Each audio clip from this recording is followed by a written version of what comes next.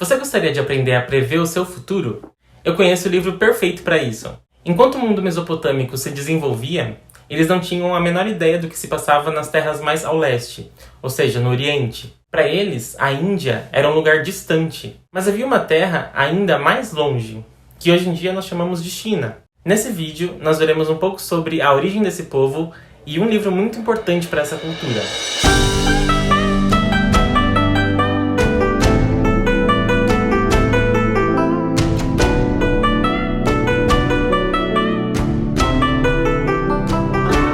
Assim como os mesopotâmicos se estabeleceram à beira dos rios Tigre e Eufrates, e os egípcios à beira do rio Nilo, e os indianos à beira dos rios Indo e Ganges, na China, os primeiros povos que ali chegaram encontraram moradia perto dos rios Amarelo e Yangtze. Na região entre eles, o povo conseguia plantar um alimento que, em outras terras mais secas, não era possível: o arroz. Esses primeiros povos se estabeleceram na China por volta de 3000 antes da Era Comum, mas foi apenas perto de 2600 antes da Era Comum que um homem surgiu como o governante da região. Seu nome era Huangdi. Os historiadores sabem muito pouco sobre seu reinado, mas há relatos de que ele descobriu várias formas para curar doenças entre seu povo. Além disso, dizem que foi a sua esposa, chamada Lei Zhu, que descobriu que os bichos da seda podem ser usados para produzir tecidos de seda. Muito tempo depois de Huangdi, um outro rei governou sobre a China, e seu nome era Tang, da família Shang. Ele reinou quase ao mesmo tempo que Hammurabi governava na Babilônia, em 1766 antes da Era Comum. Tang Xuan foi o primeiro governante da dinastia Shang. Uma dinastia é quando um reino passa de pai para filho ou de um membro de uma família para outro da mesma família por longos anos. A dinastia Shang durou até próximo de 1100 antes da Era Comum, e durante seu reinado, assim como na Mesopotâmia, surgiu na China uma forma de escrita bastante diferente, chamada de pictograma. Eram imagens que se pareciam com coisas ou pessoas, e aqui estão alguns exemplos. Para sol, eles usavam esse símbolo. Água era assim. O símbolo de casa era esse. E o símbolo de arco e flecha era assim. Depois da dinastia Shang, perto do ano 1000 antes da Era Comum, surgiu uma outra dinastia chamada Zhou. Foi durante essa dinastia que surgiu um certo livro chamado I Ching. No início, ele era composto por poucas partes, mas que ajudavam as pessoas a tomar decisões com base no que os símbolos indicavam. Ao longo dos anos, então, esse livro foi sendo acrescentado de outras informações. E hoje em dia, ele é chamado de O Livro das Mutações. Um livro que é a base da sabedoria chinesa. Nessa edição, o Livro das Mutações é dividido em 3 partes. Existe uma introdução riquíssima, escrita pelo famoso psicólogo Carl Jung, e em seguida ele começa a falar sobre os 64 hexagramas. Assim como 3 vezes 2 são 6, 2 trigramas compõem um hexagrama. Cada trigrama tem um significado, e quando ele se une com outro trigrama, surge o significado de um hexagrama. E nessa primeira parte do livro, ele vai mostrar cada característica desses 64 hexagramas. Seguindo adiante, na parte 2 desse livro, ele se propõe a responder o motivo de cada um desses hexagramas ter o significado que tem, além também de explicar detalhadamente de onde esses símbolos, seus valores e significados podem ter surgido. E também fala sobre a aplicação filosófica e psicológica desses símbolos. Por fim, a parte 3 vai nos explicar qual é o julgamento que se deve tomar com base no hexagrama que a consulta oracular resulta. No final do livro, ainda, ele mostra cada um dos hexagramas, seus nomes em chinês e quais trigramas compõem cada hexagrama. Mas se você quer saber como interpretar cada um desses hexagramas e tentar entender um pouco o seu futuro, é importante que você saiba que, apesar de esse livro ser usado como um oráculo de previsões, ele não é apenas isso. Na verdade, o livro é chamado I Ching, em chinês, cuja tradução aproximada e mais adequada seria, de fato, o Livro das Mutações, pois ele determina qual é a tendência de movimento das coisas. Na antiguidade, alguns povos já se utilizavam de oráculos para prever o resultado de suas ações, e a maioria desses oráculos usavam um sistema de sim ou não.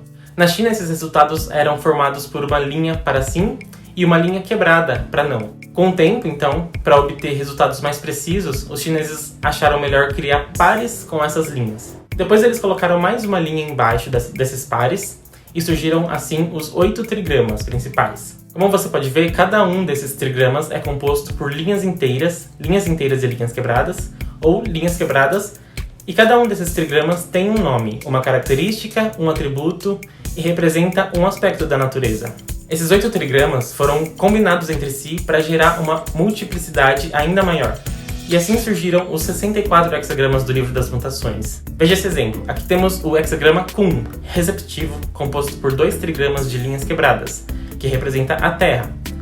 Se a linha inferior muda, obtém-se um outro hexagrama, o Fu, retorno, composto por um trigrama de linhas quebradas e um de 2 linhas quebradas e uma linha inteira, que representa o trovão. Ou seja, o Livro das Mutações vai gerar um resultado com base na tendência de movimento desses hexagramas. Teórico demais? Um pouco, eu sei. Mas para interpretar o I Ching, é preciso conhecê-lo muito bem. Aqui no vídeo, eu vou mostrar para vocês como utilizar de uma forma mais simplificada. Mas originalmente, os chineses usavam um conjunto de 50 varinhas feitas de uma madeira específica, e essas varinhas determinavam cada uma das linhas do hexagrama, pela quantidade de varas que sobrassem em cada mão. Mas aqui nós vamos usar uma forma mais simplificada, e não por isso menos confiável, pois hoje em dia é feito dessa forma. Então, para consultarmos o oráculo I Ching, vamos precisar de uma moeda, que geralmente é aquelas chinesas, específica para isso, mas pode ser qualquer moeda. Então você deve determinar o que cada lado da moeda vai significar. Sim ou não, no caso, Yin ou Yang. Lembre-se de que o Yin é uma linha quebrada e o Yang é uma linha contínua. Então basta você jogar a moeda e ir anotando o resultado de cada uma dessas jogadas, de baixo para cima. E assim você encontrará o hexagrama correspondente à resposta para a pergunta que você fez. Você deve fazer uma pergunta que a resposta deve ser sim ou não. Eu vou jogar o I Ching para vocês verem junto comigo. Minha pergunta ao I Ching é: eu vou ter bastante dinheiro até o final desse ano? Eu sei que é uma pergunta um pouco fútil, mas é só para vocês verem como funciona. Se sair cara, eu tenho Yang. Se sair coroa, eu tenho Ying. Então vamos lá. De acordo com a resposta que o Livro das Mutações me deu para minha pergunta, eu tenho a seguinte resposta: o vento soprando sobre a água vem a dispersá-la e dissolvê-la em espuma e vapor. Isso sugere que a energia vital de um homem, quando está acumulada em seu interior, o que é indicado como sendo perigoso pelo atributo do trigrama inferior, poderá ser libertada pela suavidade que dissolve o bloqueio.